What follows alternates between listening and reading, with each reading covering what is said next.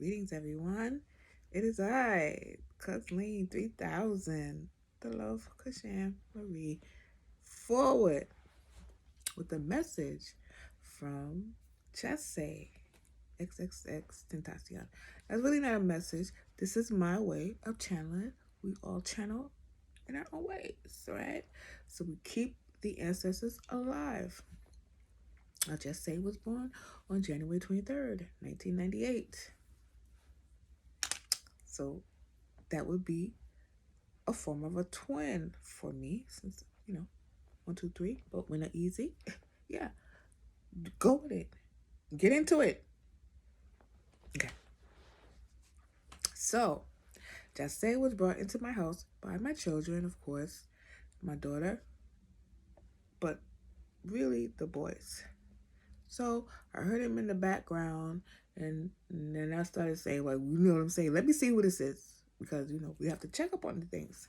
And so, he was hanging on a group of they were different people of that time. You know who you are. And so I wanted to see who he was. And so I just looked at him and I made a connection. I said, he looks familiar, I don't know. I said, okay, but watch it. You understand? We got to keep up with, I do, keep up with who my children are listening to. Okay. So, this brings me back to a story of when I went to college. So, it's a story of Big Lean, Little Lean. I'm Big Lean, and my friend is Little Lean. But she is short. But, we both gangster leans, but, she's just shorter. And it's because she kind of more gangster than me, because child. Anyway, so we happened to go away to school in upstate New York. And I was a year ahead of her. And how we met is actually in my sophomore year. I got into a house for women of color, Umoja House. And so I was also got in the house with another young lady from my high school, and we were in the same program. And she was a year ahead of me. And so once Lil Lean came on the scene, their way, because it was a PWI, their way was to team you up in your first year with someone from the urban culture and someone from so-called broader culture, which we know we the broadest around here. Okay, we said the Tampa. Okay, anyway, so for some reason, Lil Lean had a real problem with her roommates that first year. She didn't like it, and so the Umoja House was actual house. It wasn't like a dormitory, so she would always come and sneak over to our place. And what I remember, and she would keep on playing this song, Just Kick It. And so, of course, we had been upstate and, going back and forth. So we didn't really up on everything. And plus, that was from ATL. And she was like, you hear this song? And we were like, no. And she just kept on playing it. Just kick it. Anyway, drove us crazy. But she introduced us to, some good musicians. That's beside the point. And stick a pin because, of course, years later, I moved to ATL. And she moved to Florida, between Orlando and South Florida. So, okay, what we both had in common was that we had our first child in college, and then we graduated. Yes, so we were involved with some guys. They were the equivalent of the Creep Squad. Okay, this is what I'm saying. As far as being melanated men on a predominantly white campus, and they were involved in sports. So after graduating, the relationships with both of us, both of our partners, who were also friends, this is, back.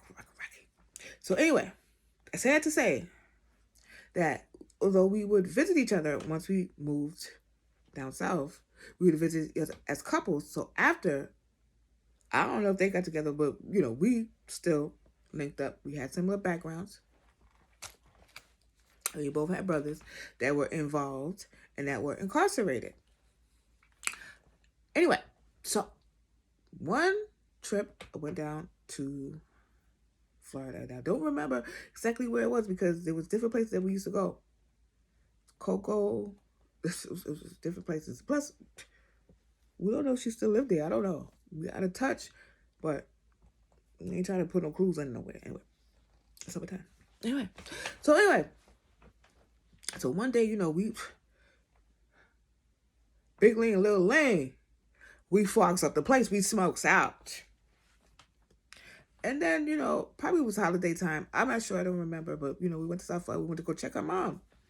So our mom always have goodies for us. First of all, big up to her mom because, boy, did she get us through winters in upstate Finger Lake effect snows with those. She was at a garment place and, I don't know, with some type of thing we used to cover ourselves with. Boy, that saved our life. I don't know why we said it not. Anyway, it's a different conversation. Okay. So, we got down there. So, I don't know. When I get down to Florida, that's home. It's always in the fog. It's like a woo-woo. Woo-woo. So, we drove down to her mom. And, she said her nephew was there. And, so I said, oh, she said, so what happened? Why is he there? Blah, blah. I don't know how we got into the conversation, but anyway, he was there because he was a little bad. And he was usually living with his other grandmother, but something happened in runway or something like that. So, I love boys, and I was going to a cultural center that they had the Sons of Yehuda. So I don't know. I think we were probably. So I said, you know what? Let me meet him, or maybe I'll take him for a few weeks. You know what we do, cause my daughter's with his granny, or my children. I don't remember at what stage of childbearing I was. By that time I probably had started over, and I'm not sure. Don't get into my business. Anyway, but so I said, let me meet him, and maybe I'll take him for a few weeks. She said his mom, and I know I was very interested because his mom name was Cleo.